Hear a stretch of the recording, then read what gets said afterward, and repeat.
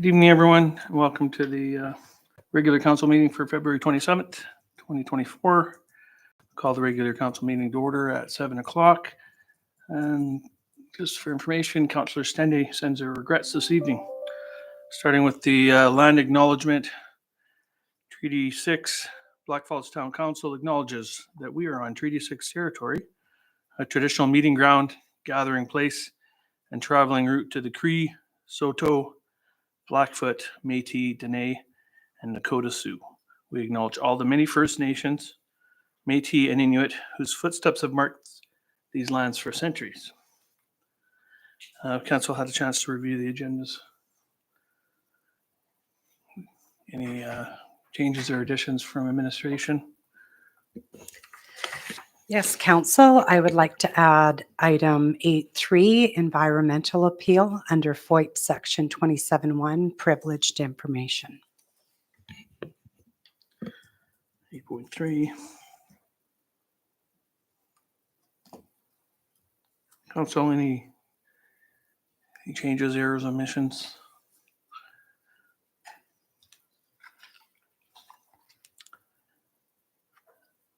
Anything from the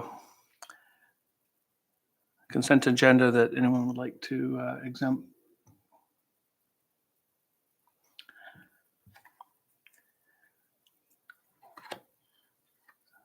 Seeing none, can I get a motion to adopt the consent agenda? Councillor Schwab. I'll move to adopt the regular agenda as amended. As amended. Thank you. Debated discussion. All in favor? That's unanimous. And can I get a motion to adopt the consent agenda? Deputy Mayor Dennis. I move to adopt the consent agenda As presented. as presented. Thank you. All in favor? It's also unanimous. Okay, we have no delegation this evening. We have no public hearing. Moving on to business item 6.1, request for decision on the local government fiscal framework. Director DeBresser. Thank you, Worship and Council. We do have the local government fiscal framework. At the February 13th, 2024 council meeting, discussions with council directed this report back to administration to determine the effect on the reduction in the capital from previous years. Finance was very aware of this reduction and accounted for it as such. The current 5-year capital plan has estimates that align with the province and has listed estimates for 26 to 28. Finance will adjust these once the provincial budget and announcements come out for future years. The total funding for MSI from 2021 to 2022 dropped substantially for us, and we did account for that. The historic levels were around 36% higher. Advocacy works from AB municipalities indicate the need for this increase and the LGF funding pot to historic levels. So I think the basis of the memo that going out to council is any advocacy work you can do with the province is trying to get that funding pot back to where it is. So with that, I'll open up for any additional questions.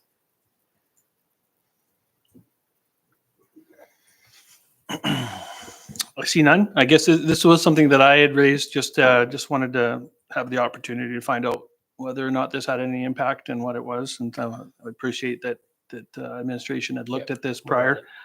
I do know, and reading an agenda for the economic strategies meeting, that the eligibility or the items that are eligible under LGFF are significantly different than previously. So something that I won't say significantly different. There were some differences in things that were eligible under LGFF. There's more eligibility, I would say. And the process, if we wanted to kind of amend projects and whatnot, they don't have to go back to the minister. So they've streamlined the reporting as well as the application process as well. So if we had some money left over from one project, it doesn't have to go back to the minister if we want to transfer it to a different project. So lots of good things on the back end.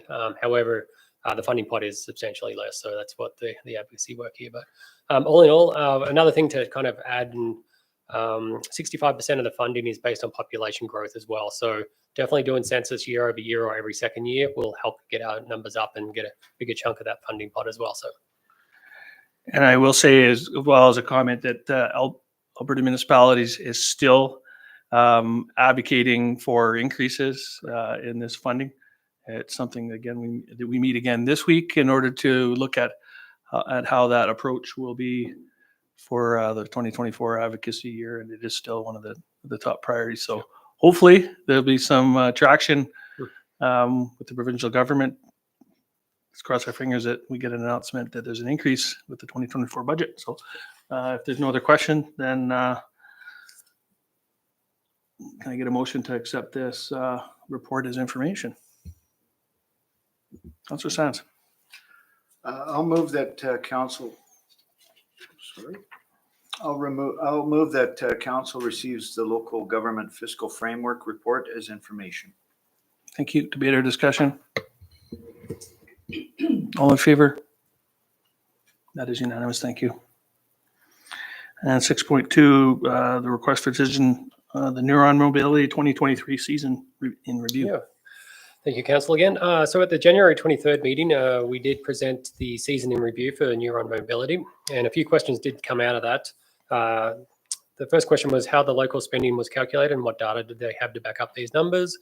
And the second question was how do we enforce underage riders? So these were cut and paste responses from Neuron. So they try and survey people after they do ride the scooters, and then they extrapolate that out to a number. So based on a response that we got back after this memo was printed, Neuron said pretty much they had they surveyed the Red Deer region, and then they focus in on the Blackfalds residents. So they got about 30 responses, and then they used what the average was with that response, and then how many rides per. So I would take the numbers with a grain of salt, I would say. However, not every rider would spend the correct amount or the same amount as the survey respondents. So that's kind of how they got the numbers. The second one was they have zero tolerance for any underage riding, and they do investigate when people have been notified of underage riding. So if there is an ongoing issue, they're always happy to work with the municipality to address any concerns. Thank you. Questions or comments? As you said, take the data, with a grain of salt. It is kind of averaged. They average 30 responses into something that may be a bit bigger than what actually happened. And on a side, do we know that is this service going to be continuing for this 2024 season? Yeah, so they'll be coming this spring again. They did even offer if you had more questions over and above what you had here, they could come out as a delegation virtually. So that option is still there if council wishes to talk with them one-on-one. But I think the contract was for an 18-month contract, and we're into the second part of that contract. Okay, thank you. Looking for a motion to accept that report as information.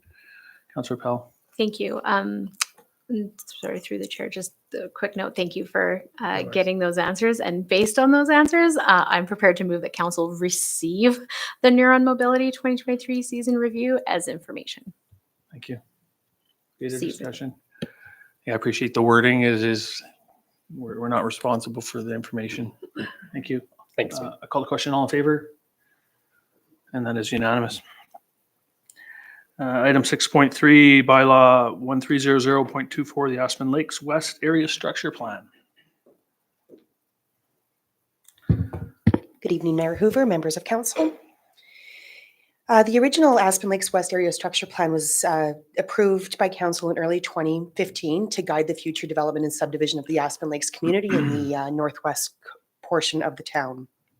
Since then, the need for a new school has been identified, and land needed to be made available to accommodate that, which resulted in significant changes to the development concept to the remainder of the Aspen Lakes community. In addition, the developers are also proposing a new direct control district specific to the remainder of Anna Close to accommodate a townhouse development with some basement suites.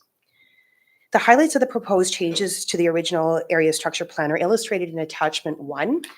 And I'll go through each of the numerical changes here. These are the high-level changes that are envisioned in the ASP before you. Number 1 is a approximately 10-acre sized site to accommodate the future school in the center of the plan area. Number 2 is the proposed location of the new direct control district, specific to the remainder of Anna Close, that would accommodate 3 future row housing developments comprised of 20 units, 6 of those units with 1-bedroom accessory suites, which would be limited to end units or corner lots with lane access.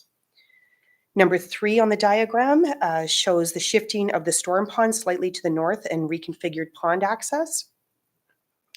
Number 4 illustrates the reconfiguration of the future residential in the northeastern portion of the plan area due to the adjustments in the storm pond and some updates to the development setbacks along Aspen Lakes. Number 5 is the updates to the development setback from Aspen Lakes to ensure better protection of the slope. Number 6 is the reduction in size of the future manufactured home park on the northwest portion of the plan area. Number 7 illustrates the removal of the open space areas, and that was folded into the future school location, and then changes to the future road network and changing of the future zoning of the residential parcels to residential single dwelling small lot. And number 8 is changes to the road network due to the introduction of the future school site location. In terms of pre-council circulation, we did circulate letters to all of the registered landowners in the Aspen Lakes community, along with Lacombe County, to provide them notice that this application was made, and this illustration provided in the council package was also provided to them.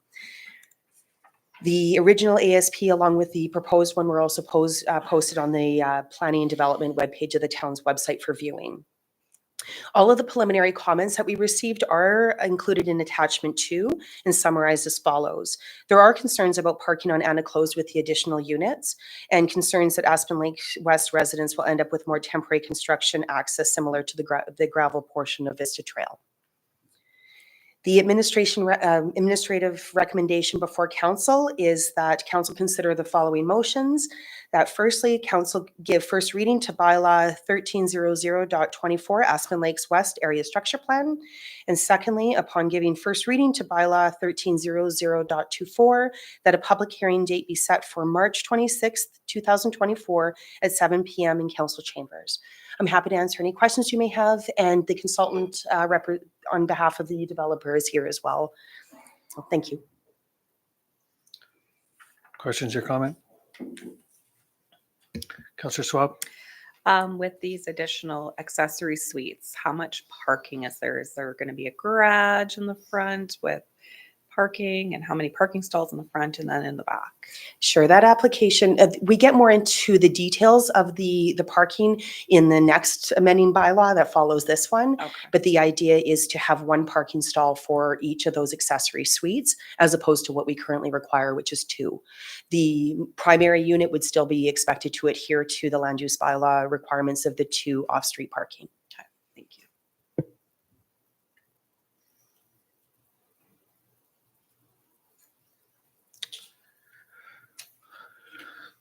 Councillor Pell? Thank you. So through the chair to Manager Tackle. So if I do have a specific question about about say perhaps the width of the parking stalls, should I wait until the next item? Because okay, so even if the overall area structure plan the initial reading goes through, that we can still make changes. Absolutely. Okay, perfect. Thank you. And this will go to public hearing for this part, or at least if it passes through this. Exactly. So seeing no other questions, someone able to make the first motion? Councillor Swab? I'll move that council give first reading to bylaw 1300.24 Aspen Lakes West Area Structure Plan.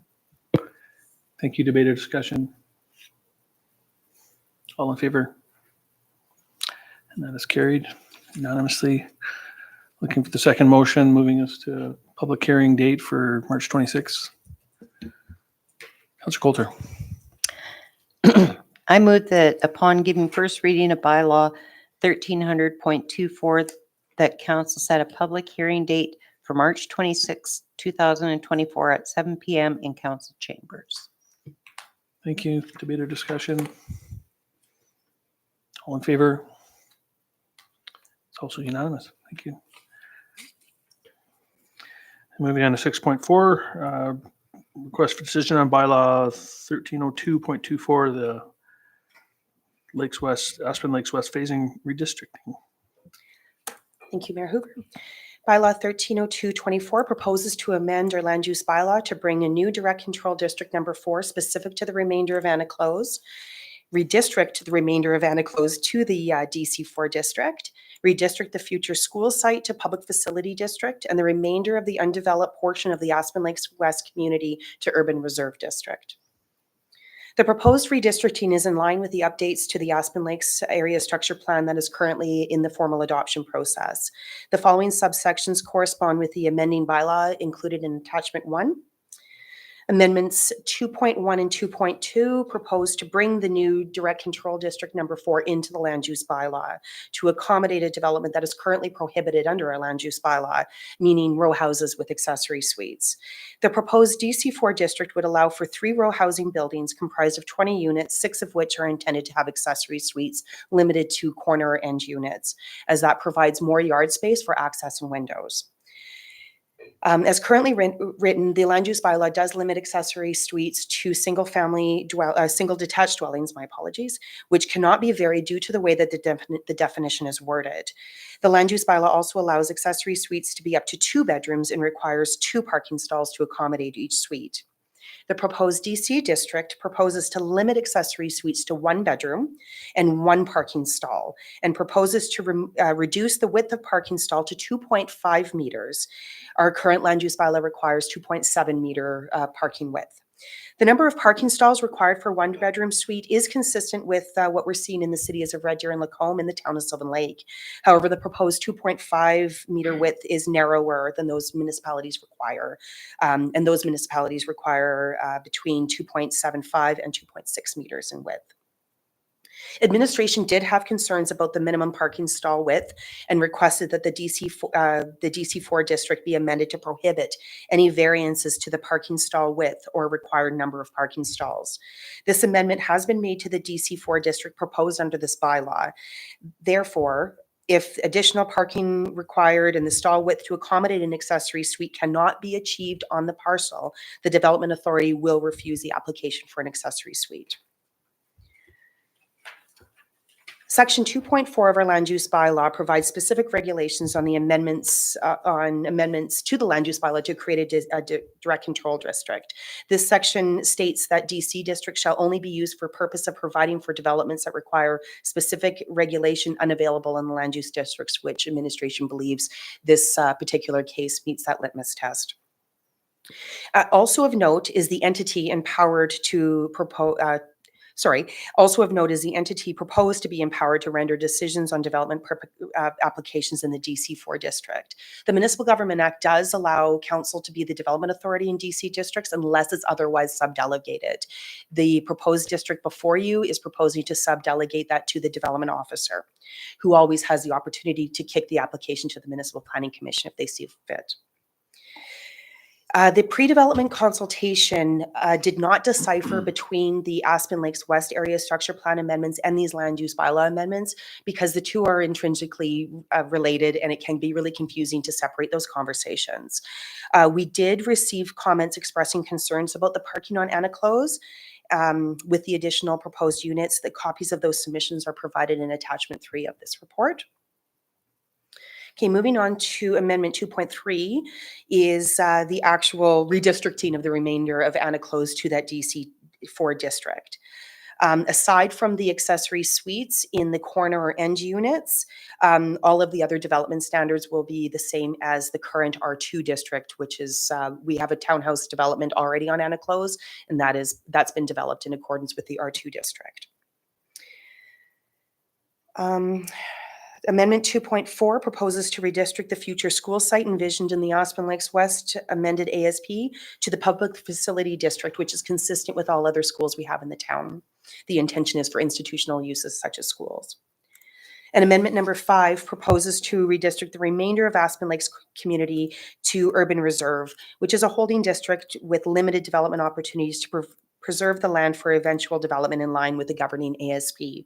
This is a continuation of the conversation that we've had with council about that redistricting change of practice. We have advised the developer and the consultants so they know that any subsequent applications do require redistricting to come hand in hand. The administration recommendation before you is that council consider the following motions. That council that council give first reading to bylaw 1302.24. And I've got a slight amendment to recommendation number 2. That is upon giving first reading to bylaw 1302.24 that a public hearing date be set for March 26th at 7 p.m. in council chambers. We decided not to differentiate between the two public hearings and just have them at 7 o'clock. Thank you. Questions, comments? Councillor Coulter. Through the chair, thank you for the information here. I have actually 2 quick questions in regards to the parking width. Dropping it as much as we are, is that going to limitize what vehicles are going to be allowed to be parked there? Through the mayor, yes, there's like a dually won't be able to fit on there, I would imagine. But yeah, some of the larger vehicles may not be able to meet that. Okay, I just want a clarification on that. One other thing I have then, do you know within the development, or is it something that we do as a town for parking? Is there going to be any extra parking lots maybe set aside or something like that for larger vehicles that may be going into those subdivisions? Sure, through the mayor. In this case, no, there would not be. This is the remainder of an existing close, so there's no room to have a subsequent parking lot. And that said, even our current standards at 2.75, there's still vehicles that are too wide to fit in that stall. 2.5 is obviously lesser than 2.75, so there would be more vehicles that may not be able to fit in that. Okay, and just sort of off onto that, in the diagram with the different areas you stated, is there extra parking spaces that might be planned for there that? No, there is not. Okay, thank you.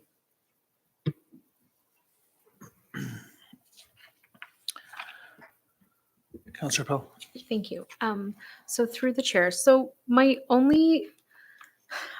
question is limiting accessory suites to 1 bedroom doesn't necessarily mean that there's only going to be 1 person in there. So there very well could be 2 extra vehicles per unit. So that's, I guess, my question. I know that in here you mentioned, if they can't accommodate the additional 1 parking stall, it won't be approved. But I live in a close, so I just tried to think, if there was 6 more vehicles that tried to fit in my close, okay, could probably work. But if that was now 12 additional vehicles, it's probably going to be pretty tight. So I'm just wondering if, I don't know. I'm wondering if there's any other provisions to help with the on-street parking, as in, so previously we had discussed allowing homes without a front driveway to potentially have some sort of paved parking area. Do you know if any of that is in? Well, through the chair, these would be developed, I believe, and Shane, you can correct me if I'm wrong, the front parking that would be needed for the townhouse unit itself, and then the rear parking would be where the accessory suite parking would be accommodated. So by obliterating that front parking, that would actually exacerbate Then it would be the issue. yeah. Okay, perfect. So that's okay. Maybe that's the question I should have asked first then. So then these units will absolutely have off-street parking.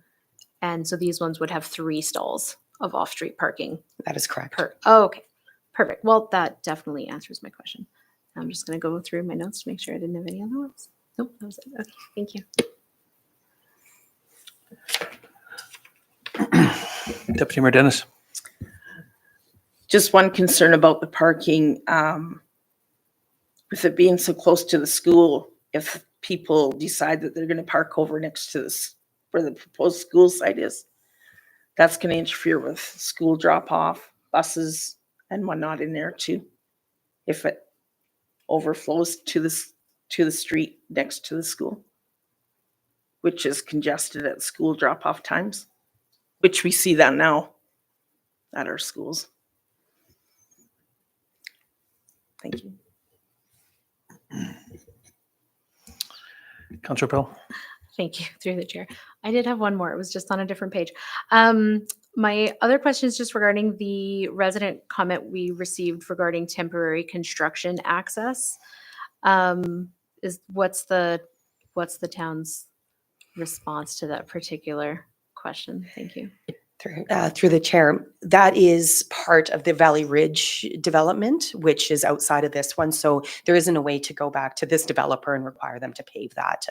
However, that said, we are in talks with the Valley Ridge developer. There is potentially some amendments to the area structure plan. So we may see some movements. I can't promise anything, but yeah. Thank you for that answer. The question that they were asking was just, are we going to have potential temporary construction access within this Aspen ASP? Through the chair, temporary construction access will be required. They've got to build the road, so they've got to get there. In terms of the length of time that's going to be there, I'm not able to answer that. We do know that the school is on track to be built within the next couple of years, and they do require pavement and that sort of stuff. So at least to that school access, we know that we would have pavement. Beyond that, that's something that maybe I can get back to council when we bring this back to at the next meeting. Okay, wonderful. Thank you.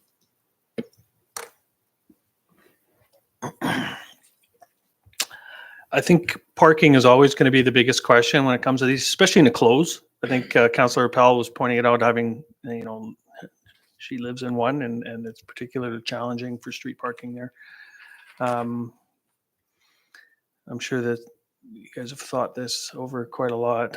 I do have a question now in terms of the size. So it does, I don't know if I'm reading, it's just the way I'm reading this. Is it the 2.5 meter stall? Is that just limited to this off-street parking stall for the accessory suite, or does that apply to the regular off-street parking for the structure itself? So they're all 2.5, so a total of 7.5 meters for off-street parking, or is it actually 2.7 for each of the stalls, regular two stalls, and then the smaller one for the accessory? Sure. The 2.5 width is specific to the accessory suite. So the townhouse unit itself would be required to be developed at that 2.7 meter width.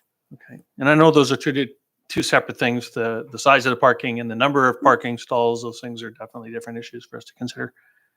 Now, the other question I have is in regards to variances. I know traditionally we've been able to consider variances of 15%, I believe. At least that was that prior. Would it be worded that there would be no variance for parking whatsoever in this land use bylaw? Yeah, so our land use bylaw has been changed. The development officer can approve variances up to 17%.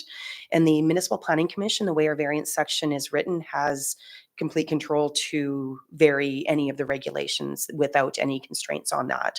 That is why we specifically asked that this DC4 district be amended to explicitly state that no variances would be allowed, because that would prevent the MPC from then varying that. Yeah, thank you. Because I think then it just leads to the expectation that that they can just try and squeeze another spot in there or make them slightly smaller, and it's already significantly smaller than we previously allowed.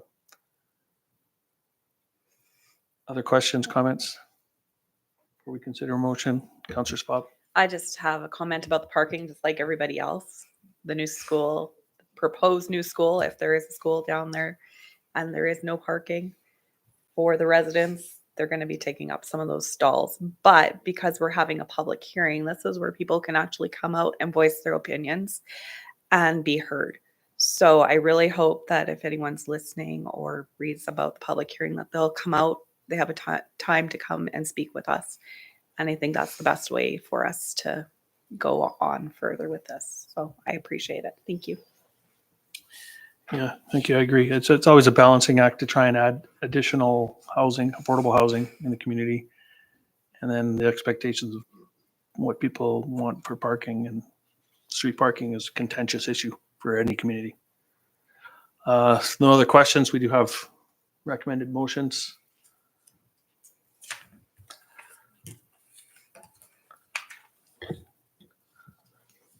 Councillor Sands. I'll move that council give first reading to bylaw 1302.24 Aspen Lakes West Phase Redistricting. Thank you. Debate or discussion on the motion? All in favor? Motion's unanimous. Looking for motion to go to public hearing. Councillor Schwab. Upon giving first reading to bylaw 1302.24, that council set a public hearing date for March 26, 2024 at 7:15 p.m. approximately. 7 o'clock in the council chambers. Thank you. Debate or discussion? All in favor? And that is unanimous. Thank you. Thank you. Moving on to 6.5, Community Initiatives Grant for the Red Deer Ladies Fastball Association. Director Kurtwich. Thank you, Your Worship and Council. Before you is the Community Initiatives Grant application from the Red Deer Ladies Fastball Association. They are hosting the 2024 Women's Canadian Fast Pitch Championships, which will be held here strictly in Blackfalds from August 7th to the 11th, 2024. They are asking for $5,000 to offset costs related to putting on the event, including the opening ceremonies, welcome kits, host fees, food, etc. And the event is expected to bring teams from all across our country into Blackfalds for us to showcase our community. And it's been 25 years actually since the women's championship was actually in Alberta. So this application was brought forward to the rec board in February at the February 7th meeting, and they approved it, and we're just looking for council's blessing.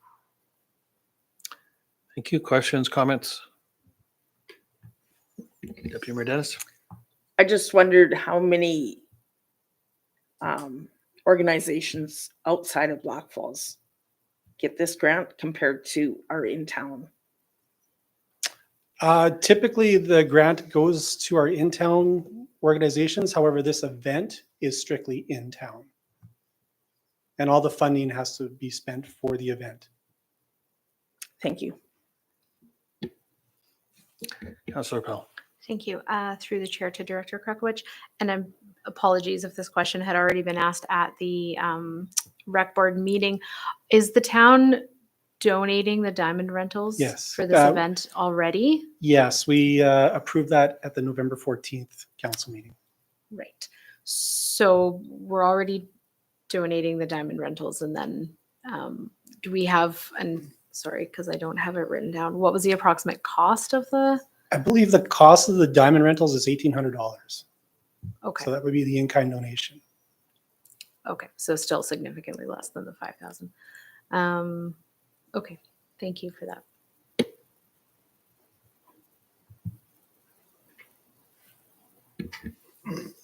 Councillor Sands. Yes, thanks. So I think I just have a comment that I really support this, even though I know it doesn't really, being as it's the Red Deer Ladies Fastball Association, I know the benefit that Blackfalds is going to see as a result of this, because this is actually a big deal to have this national championship here.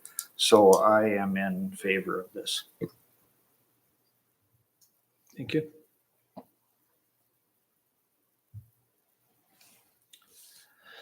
And I would agree with Councillor Sands that this is a very high profile event.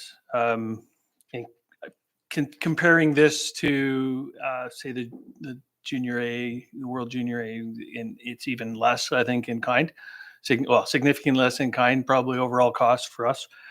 Maybe it's not quite as high profile, but I know I've already been in contact or had people contact me from other municipalities about the campground use and things like that. I would assume that that it will be maxed out in that campground. Yeah. So I'm in favor of this, just for the plain fact that this is such a high profile event for the community. No other questions. There's a motion consider? Councillor Sands? I'm prepared to move that council provide funding to the Red Deer Ladies Fastball Association from the Community Initiatives Grant in the amount of $5,000. Thank you. Debate or discussion?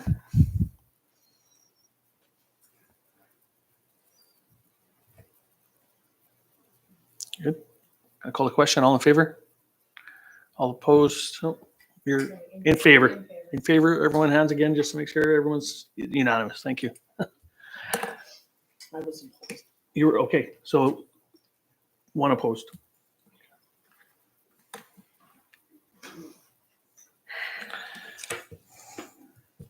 Moving on to 6.6, Alberta Community Partnership Grant Application for the Regional Recreation Facility. Thank you.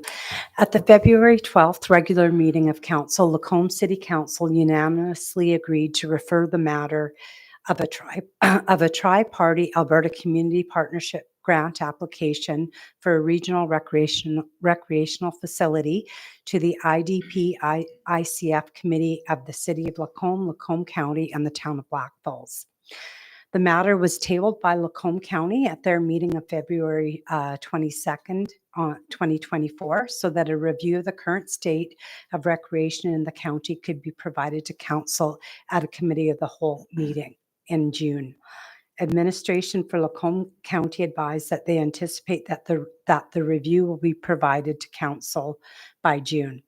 The request is now before council for the town of Blackfalds to consider whether it would like to take part in a discussion to submit a tri-party grant application. So under the discussion, what administration notes is that while the town of Blackfalds has exceptional recreational facilities, there is growing pressure for ice availability at present, and we anticipate this will continue to grow as our user groups grow and express interest in renting additional ice times. In addition, budget surveys have identified that some residents would prefer to have a year-round pool, but overall there is general satisfaction with the town's recreational facilities. There are no financial implications to applying for the Alberta Community Partnership Grant, and the administrative recommendation is that council consider the following motion: that council postpone the request from the City of Lacombe on the discussion of a tri-party Alberta Community Partnership Grant until such time that Lacombe County Council has made their determination on the matter. Happy to answer any questions.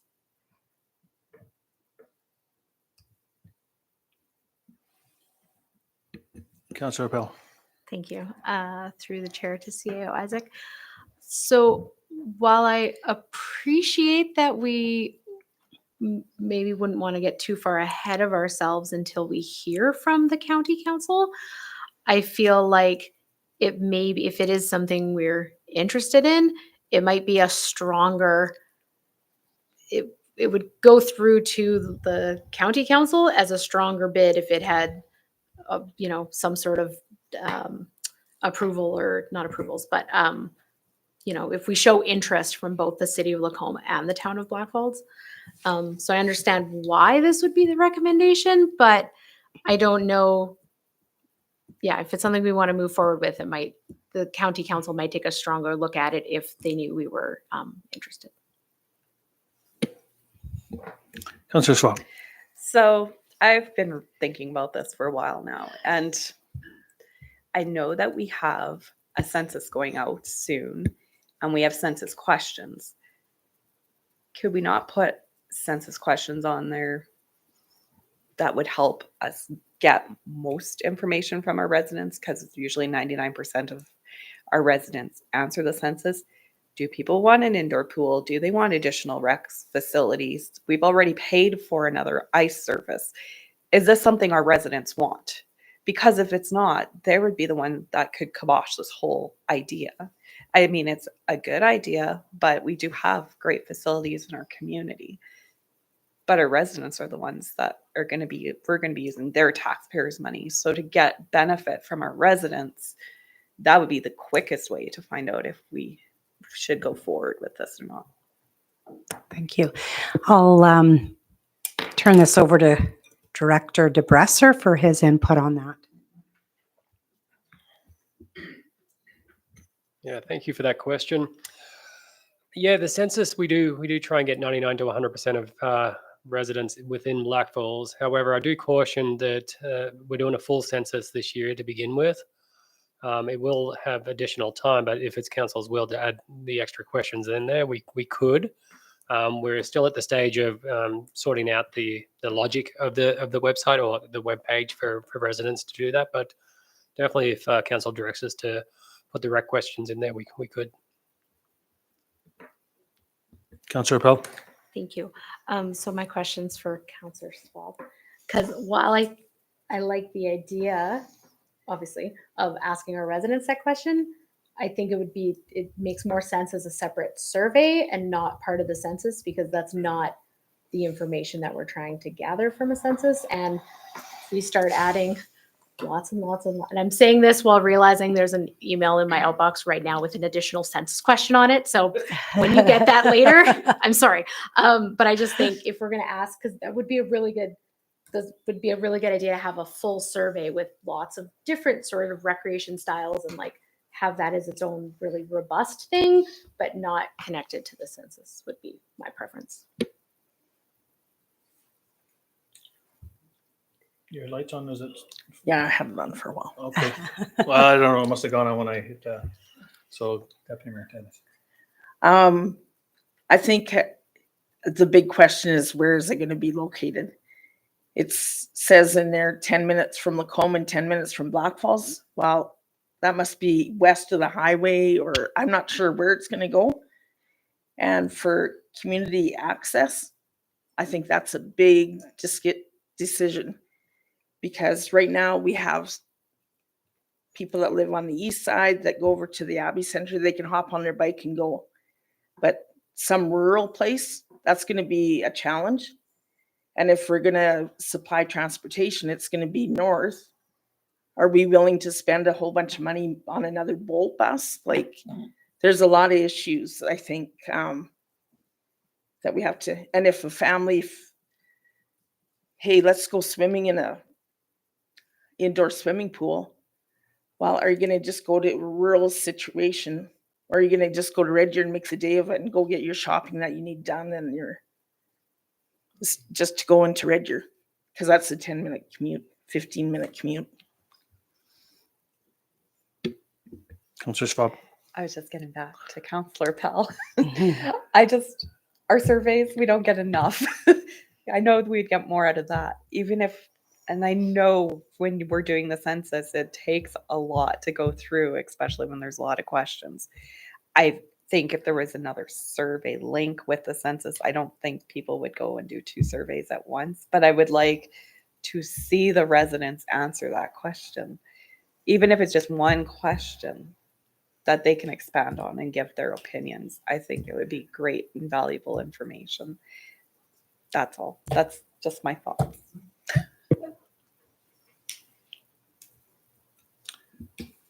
Councillor Sands, did you have comments? No, you go ahead.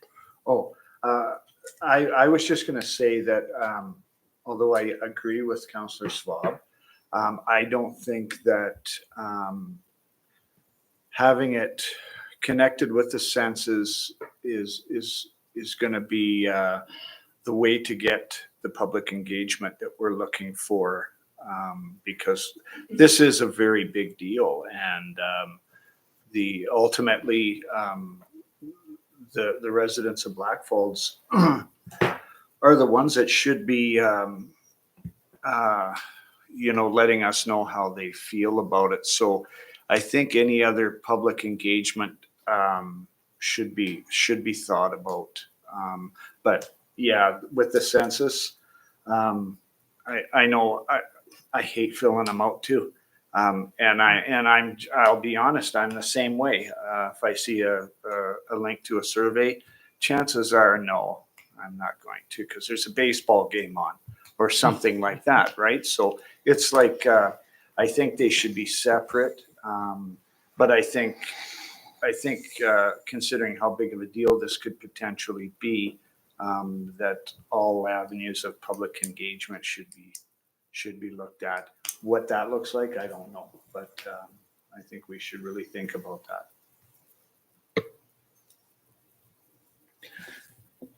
So I have just simple question and a number of comments. Simple question would be when is our next ICF IDP meeting with Lacombe County? I don't know if there was a date set. There is no date scheduled at this time. Okay. Yeah. So they're about every 3 months though, I believe, right? Something to that effect. Well, I believe that it was every 1 or 2 years, but we just kept caught up Okay. from not having them. So we had them Okay, every 3 okay. months. Okay, fair. So there isn't any discussion. I noticed that was one of the, one of the indicators that this should be, set off or set to those committees. And I know that at the last one, the idea of having a tri-community committee came up. It's something that I think has come up a number of times. And I know from Lacombe County's perspective, they would be interested in that. So I look at this whole idea a little bit differently. I look at the idea of having a committee to talk about these things and work with Lacombe and Lacombe County on future recreational facilities as a good idea. And I'd be happy to have that committee start having discussions. But I think it's pretty clear that the city of Lacombe is driving this as a priority. It's not something that we've discussed. I don't think it's certainly not on our 5-year and probably not on our 10-year capital plan horizon at all. So I, from my perspective, in terms of comments, I don't think we should get too deep into this. It's not something that that we've contemplated right now. I know that whenever I'm asked questions from residents about the pool, probably more often than another ice surface, the whole idea of pressure on new ice surface is new information for me, but the pool, I hear it all the time. I generally tell residents that within 10 kilometers, there's a pool on either side of us, north and south. So it's not something that we necessarily think is important for us right now to invest in, probably not for another 10,000 plus residents in our community would be my guess. And I don't think we should feel pressured by having a discussion. Having a discussion is fine. But I think seriously talking about a project for a facility that's not necessarily a high priority for us, I don't agree with. I think Lacombe County isn't feeling very much the same way. They've made their position clear. It's not a high priority to have any new facilities for them to support. But sitting down and talking with the three municipalities, not just mayors, because I know that I meet with even the mayor every so often, and we talk at eye level. That hasn't even come up in those meetings. But I think having a committee that has some residents and some administration and some elected officials to start talking about this well in the future is worth it. Because I'd like to understand why it's such a high priority for the city of Lacombe. They have their priorities, we have ours. Lacombe County is stuck in the middle, usually trying to support both of them. So I don't see any financial obligation that's coming out of this, even if we were to support it, but it does set expectations. And another comment in terms of the survey or the census, I don't mind getting public feedback, but I worry about putting it out there and then that sets up expectations. That residents that have been asking for a pool, especially, see a census come out that says, are you interested in this? And we don't come through for years, we're going to hear about it even more. So I think we'll know when it's on our horizon. And maybe that's when the Abbey Center freezes or something. I don't know. Sorry, that's long, lots of comment. I guess just to boil it down, I'm happy to sit down and to support the idea of sitting down with the two other municipalities. But I think that should be a holistic committee to talk about all recreation facilities in the long run, in the future, not supporting just one municipality who has a high priority to have a new facility, because it's clear that we have fantastic facilities that are well used right now. And we have not, as a council, and I don't think as an administration either, looked at another facility in our community in the near future, 5 to 10 years. So that's my 2 cents, 10 cents, whatever it is now. Any other comments and questions? I would like to see, though, if if we're going to talk about this first, we should meet with Lacombe County. We do have more at stake with Lacombe County and ICF IDP. We don't ever really sit down with the city of Lacombe. So the only way I think that we could achieve that is through a new board or committee, if they're interested in that. So that said, it's open, I guess. There's the administrative recommendation to put it off, but I get Councillor Appel has a point that, you know, to say we're interested at least in having a conversation with the other municipalities, fair statement. I would support that. Was that kind of what you were stating? Thanks. I realize we haven't, like you said, we haven't had a really comprehensive discussion about this. So, you know, with that in mind, I'm fine with the administrative recommendation the way it is. I just wasn't sure if maybe some discussions were had while I was away, and maybe this was further ahead than I thought. So, yeah, if that's the will that everyone wants to just hold off until we hear from the county, then I'm okay with that as well. And so the county's made that resolution. They're not going to look at this until June. And if there's any need for us to have that conversation between now and then, I do have opportunities at least to speak with both the mayor of City of Lacombe and Reeve before June, and it'll likely come up at that point, and I'll get a sense of whether or not this was just their administration that was making this a priority, or whether it's a council that is interested. So I'm happy to support the resolution as it is as well. Any other comments? And Deputy Mayor, I fully agree. I think this needs to be way vetted. This is just, it worries me when this gets thrown out loosely, anecdotally like this, because somebody hears this and goes, wait a minute, where would this go? What is it going to look like? You know, what facility? I'd like to, you know, if it were up to me, I'd say, why not an indoor soccer facility rather than, you know, other things, right? Every community's got something different. Councillor Schwab. Well, I think each community has different dreams and aspirations for their community, right? And it's kind of like an exciting thing to look into, but not knowing what Lacombe wants and Lacombe County wants and what we may want, because we pretty much have everything right now that our residents need, you know.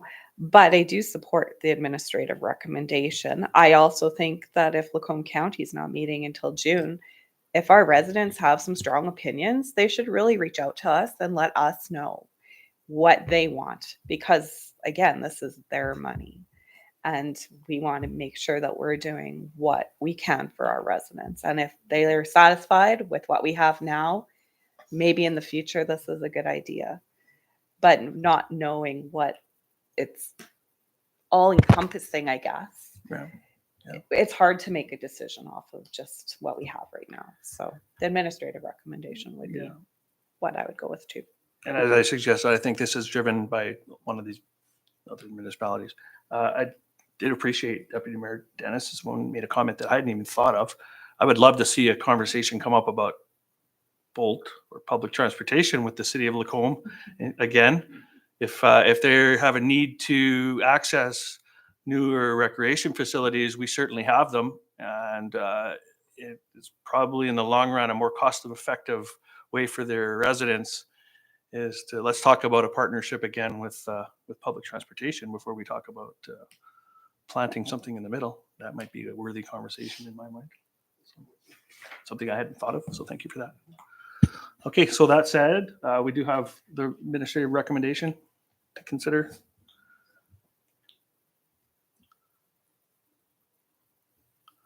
Councillor Coulter. I'm ready to move that council postpone the request from the city of Lacombe for the decision of the tri-party Alberta Community Partnership grant until such time as Lacombe County Council has made its determination on this matter. Thank you. Debate or discussion on that motion? All in favor? That is unanimous. 6.7, request for decision on the Alberta Mid-Sized Town Mayor's Caucus. Thank you. Over the last several months, a group of Central Alberta mayors have met to discuss the creation of an advocacy group.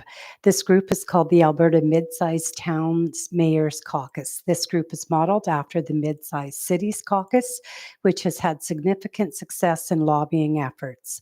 The caucus is aimed at mid-sized towns with populations between 1,000 and just under 15,000. The objective of the caucus include the following: recognition of the unique needs and interests of the membership and to develop strategies to respond and advocate, provide a forum for information, and advocate for the mid-sized towns through ongoing communication to upper levels of government, other municipalities, and groups and organizations. There's a draft terms of reference that was attached for information. And under the discussion points, we note that although our population of Blackfalds will most likely be in the higher end compared to other mid-sized towns, it is of note that varying populations don't necessarily mean that those towns don't face similar challenges. Administration believes that the benefit of becoming a member of the caucus outweighs the minimal costs. The annual membership will be between $250 to $500. And the bi-monthly meetings can be attended personally or virtually, which would eliminate travel costs. So the recommendation is that council consider the following motion: that council approve the Town of Blackfalds membership in the Alberta Mid-Sized Towns Mayor's Caucus. Open for any questions. Councillor Bell. Thank you. So through the chair to CAO Isaac, or perhaps To the Mayor Hoover, if he can answer, might be able to answer the question more. So I guess my first question is, so this group has not yet officially been created. Is that correct? I think it probably is at this point, yeah. Considering the terms of reference are still pretty drafty. Okay. So then my second question is, so this has been worked on by Central Alberta mayors. Have there been any outreach to towns outside of Central Alberta to see if they would be interested in something like this? So I have taken part in a couple of these meetings. I haven't had a lot to say about it. I think I'm fairly neutral on this. This was driven by a few other municipalities. It's initially, the discussions have been primarily Central Alberta municipalities. They tweaked the terms of reference that would allow any municipality to do it. And so to answer your question about whether it's official, I think it is, because I'd have to look at my email. I would say there's probably 8 or 10 municipalities that have already approved becoming members. So I think the initial membership is going to be there. And then once that's established, and they establish, I think probably have elections for their executive for this, they'll extend this to the rest of the province. Okay. So as CEO Isaac pointed out, we're kind of at the high end. That's why I've been kind of neutral about this, because the groups that are the municipalities that have met, we're probably 4,000 more residents than the next biggest municipality that's met in this. And we're kind of on the fringe. And I would expect that fairly soon, depending on our census, we're going to be looked at by that mid-sized cities, potentially invited. So it's worthwhile, I suppose, to be part of this, but I wouldn't necessarily expect that we'd be part of this for a lot of years. Okay, no, for sure. And I'm not, just to clarify, none of my questions are aimed towards this is something we shouldn't be participating in. It was just more, I was really curious about the numbers that had been chosen from 1 to 15,000. When we look at our LGFF funding, it separates towns that are 10,000 and less. Right. So I'm like, that just seems like a really big range, and that was a little confusing. A lot of discussion around that, and believe me, like all these, you saw the markup on the terms of reference. So it was right up until the last maybe 3 weeks ago, 4 weeks ago. They're contemplating making it smaller, and so it's probably likely to change in the next little while. So okay, thank you. And in terms of it is geared toward mayors. There's already Central Alberta Mayors and Reeves groups that goes, and it's informal. It's not an advocacy group. It has no terms of reference. They meet, have, some education sessions, presentations from other service organizations, industry, usually health related. That's different. That's not an official advocacy group. This is intended to be a little bit more structured in terms of advocacy, and it does not include any rural partnership, whereas the Central Alberta Mayors and Reeves does. So this is driven for urban municipalities specifically. So I'd like to hope that I'll be able to attend if it's approved, many of these, but if not, I would imagine that somebody could attend on my behalf if I'm not. So that said, I'm fairly neutral on this. I would attend as much as I could. It's another place for us to voice, our needs and whatnot. For relatively inexpensive, I suppose. And other questions or before we consider that as a motion? Seeing none, someone like to make a motion on this?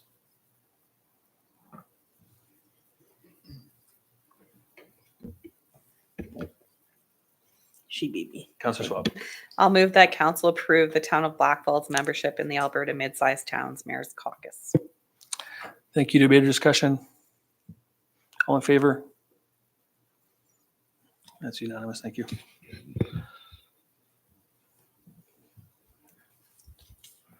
And 6.8, a request for decision on the Parkland Airshed Management Zone membership request. Thank you. This is a request that I understand has come forward in previous years as well, for seeking interest, whether the town of Blackfalds would like to join in this airshed management zone. It's a multi-stakeholder non-for-profit organization that was formed in 1997 to monitor and address air quality issues within West Central Alberta. The PAMZ consists of membership from area municipalities that include the city of Red Deer, town of Bentley, and counties of Red Deer, Clearwater, Lacombe, and Mountain View. PMAS is extending an invite to the town of Blackfalds to become a member. The membership is based on a per capita calculation, which would require the town of Blackfalds to pay a membership fee of just under $4,000 for 2024. We have a letter that outlined some of their achievements for 2023. And we have also identified some of the benefits of becoming a member, which are cost-effective solutions for meeting environmental responsibilities, access to air quality expertise, especially important for municipalities with limited resources, consistent messaging to all residents in the region regarding air quality, an important connection between air quality and land use planning, a forum to work with other stakeholders and neighboring municipalities on air quality issues, and another connection with regulatory and legislative bodies. So the financial implication would be $3,938.29. And if council wishes to proceed with membership, the annual membership will be included with the spring budget adjustments. So the administrative recommendation is that council consider the request from the Parkland Airshed Management Zone to become a member. Thank you. Questions or comments?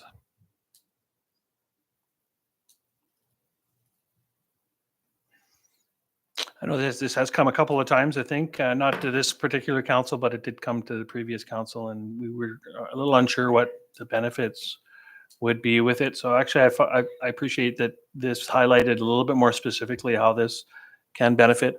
I will say with by having taken part with the watersheds, I've gained a lot, at least from my personal knowledge in the watersheds by being part of both the Red Deer River and the Battle River Watershed Alliance.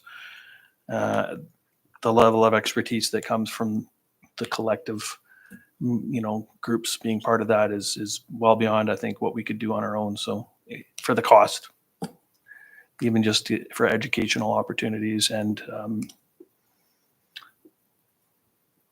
land use and development information would probably be worth it. Any other comments, questions? Councillor Pell? Thanks. I realize, yeah, we didn't have a large discussion about it at our previous budget, but the year before, we spent quite a bit of time going back and forth about this. My only comment was, man, I'd love to know where they were getting our population numbers from if they've already got us at 11 and a half. I'm like, oh, that's nice. Could they call the province and let them know that? Right. Well, especially now that a lot more things are funding is based on population. So, any other questions before we contemplate this as a motion?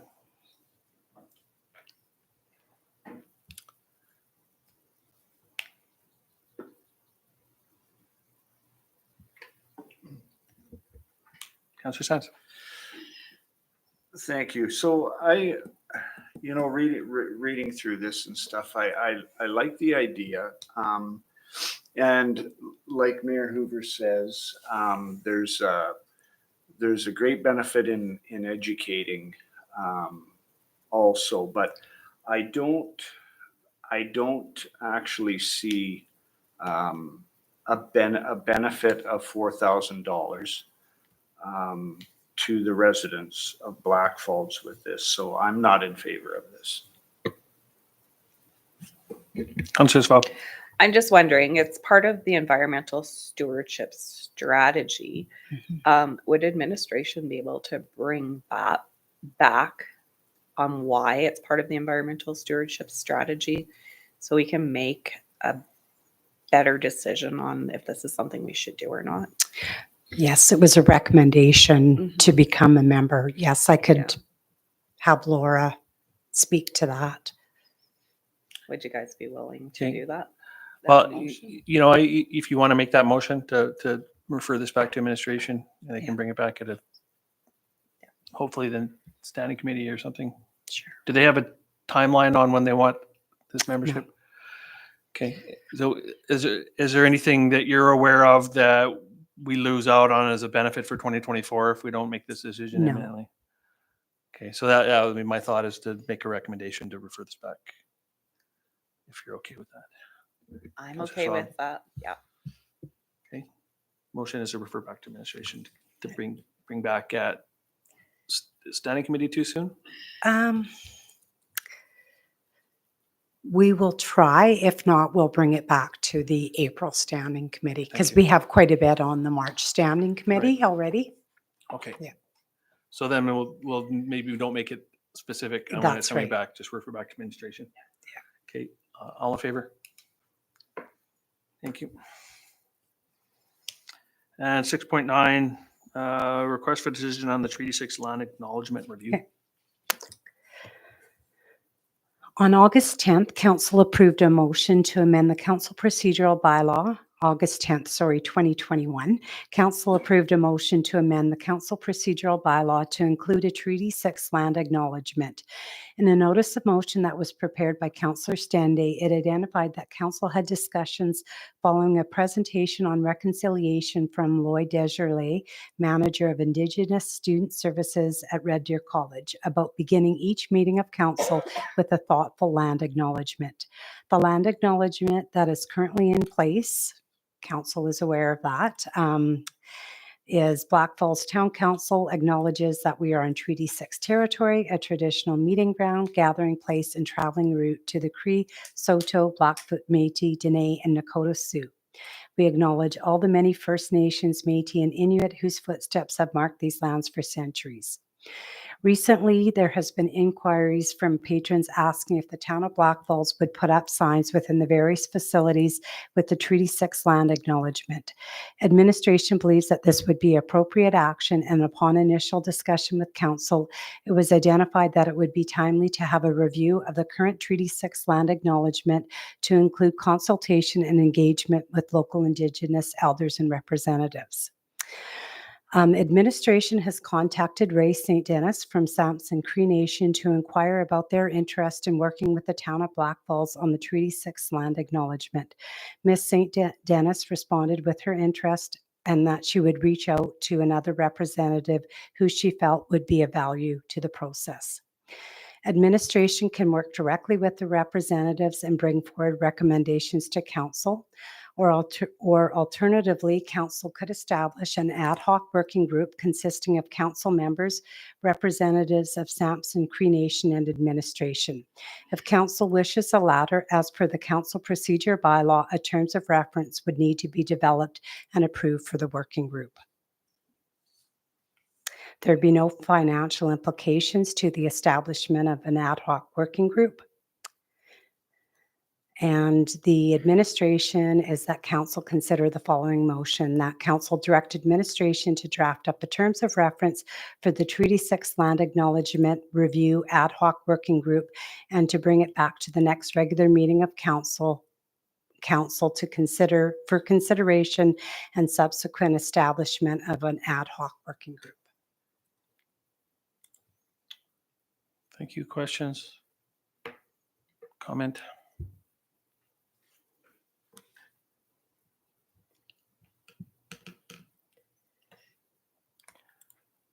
Sorry, that was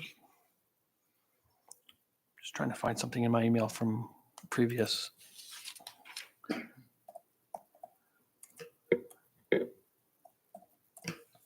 I know that when we had the Eagle Builder Center grand opening, we did invite a Métis elder to take part, and it was, I think your last name was Dennis. I don't think this is the same elder, but had offered as well some education and to be able to assist us with this process in the future. I know that when we initiated this in the first place, council was very interested in making sure that that we were knowledgeable enough and authentic with this Treaty 6, not just going this acknowledgement, rather than going through just the motions of doing a land acknowledgement, that we had some understanding. And then as well in the future, I mean, I'm fully in support of learning more. I've enjoyed any information and education with our Indigenous partners in every event that we've had. And, we go to conferences, I'm always interested to know more. So I'm certainly in favor of learning more, and then having an established communication and contact with an Indigenous community that can support us through this is what's actually even more gratifying and why I would support this. So any other comments or questions before we, Councillor? Oh, thank you. I didn't have one. I was just prepared to move. Unless anyone sure. has questions. Okay, perfect. I move council direct administration to draft up a terms of reference for the Treaty 6 Land Acknowledgement Review Ad Hoc Working Group and bring it back to the next regular meeting for council's consideration and subsequent establishment of an ad hoc working group. Thank you. Debate or discussion? All in favor? Thank you. That's unanimous. All right. We have no notices of motions, but we do have confidential items. So that's the end of this open portion of the meeting. So I'll call a 5-minute recess at 8:13.